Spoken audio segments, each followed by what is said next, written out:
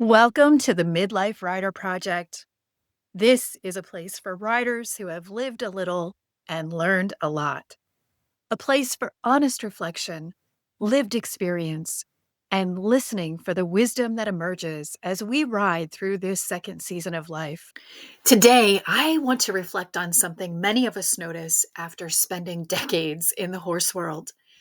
Horse care has changed over the years.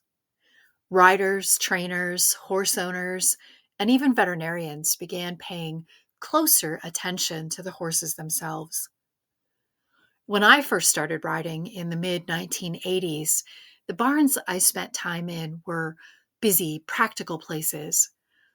People were feeding and grooming and riding and cleaning stalls and just getting on with the daily work of taking care of horses. And those people certainly cared about their horses. There were many skilled horsemen and horsewomen around. But the level of focus we now place on the care and conditioning of the equine athlete simply wasn't as developed as it is today.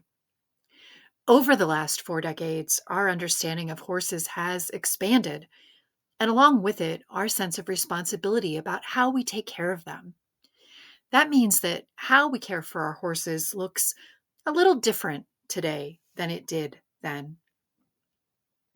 When I first began riding in the mid 1980s, there were certain things we paid attention to and other things that just weren't discussed very much.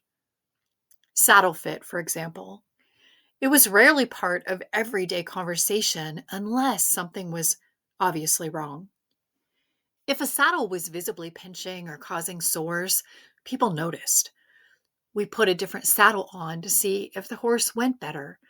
But the idea of routinely evaluating saddle fit the way that many riders do today was not so common. Today, it's normal for riders to consult saddle fitters, check pressure patterns, and adjust equipment to support the horse's comfort and movement. Even advanced saddle pads are ordinary parts of this now. Back then, I remember using saddle blankets that resembled woven rugs on all types of horses. Things have changed. This shift reflects a deeper understanding of the horse as an athlete whose body deserves careful attention. Bit choices are another area where understanding has evolved.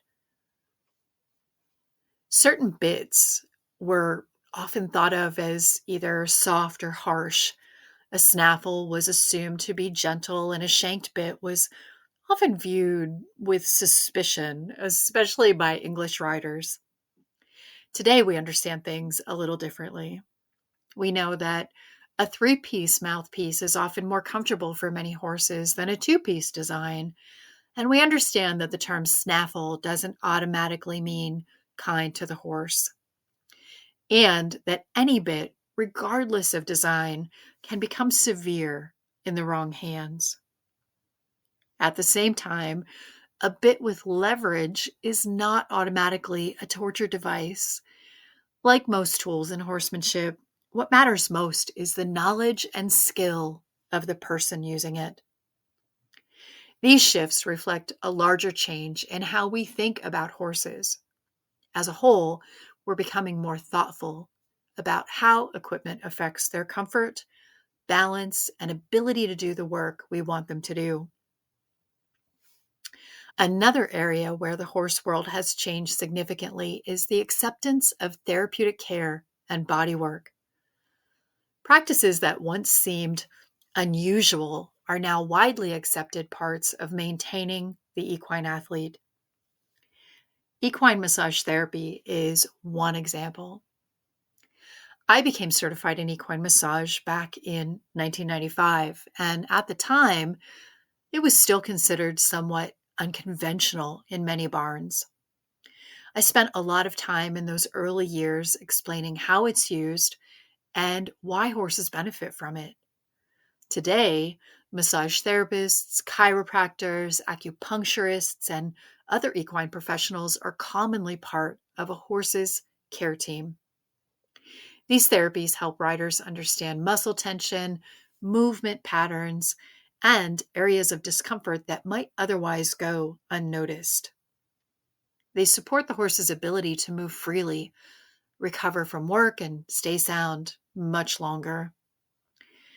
So, when you step back and take a look at the bigger picture, these changes reflect that we're learning to pay closer attention to what horses experience in their bodies and what they need to stay sound, healthy, and fit. I think that's a win for both horses and riders. Many horses today are working comfortably into their 20s and beyond, something that was far less common a few decades ago. As our understanding of horses' needs grows, something else becomes increasingly clear. Doing well at taking care of a horse requires knowledge. In fact, one belief that I hold strongly is that anyone interested in owning a horse should spend at least a year taking lessons at a qualified stable before purchasing one. There are many reasons for that. One being that horses require far more care and attention than many people initially realize. Learning to groom properly, treating small injuries, knowing how to clean and wrap a leg, understanding when to call the veterinarian and what to do or not do before they get there, recognizing signs of illnesses like colic or founder, and even monitoring a horse's daily condition. These are all essential skills for anyone who has horses. Even something as simple as a bellyache can become life-threatening for them. Colic is one of the many realities horse owners must be prepared to recognize and respond to quickly. Proper hoof care is another critical piece of horse management. Good horsemanship includes understanding why it's important to keep a farrier schedule, recognizing changes in the hoof, and knowing how hoof health affects the entire horse. These are not glamorous parts of horse ownership, but they are some of the most important.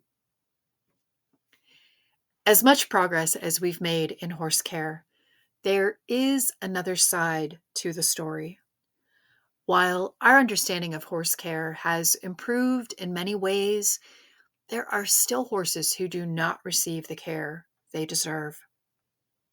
Horse welfare is something I care about deeply. Many years ago, I took in a gelding who was a starvation case.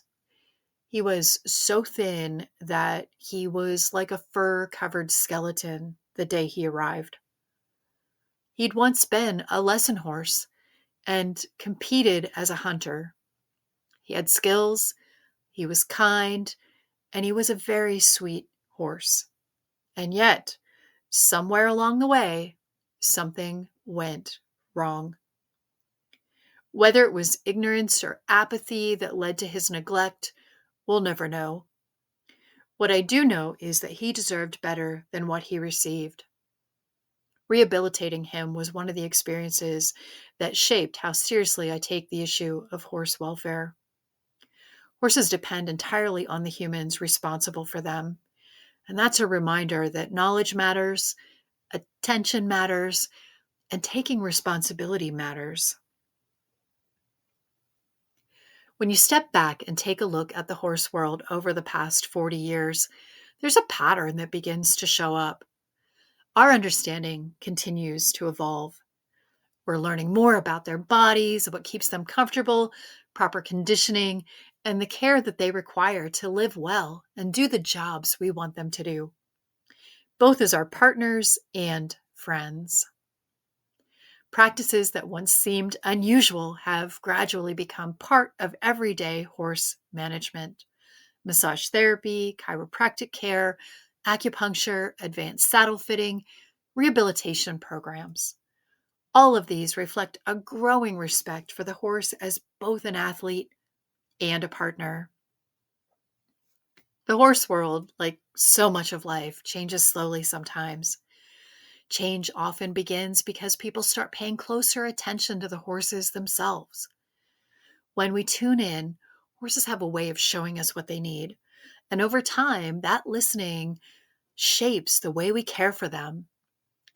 In the next episode, I'm exploring another layer of this idea, what it means to listen to horses in ways that go beyond training, technique, or physical care.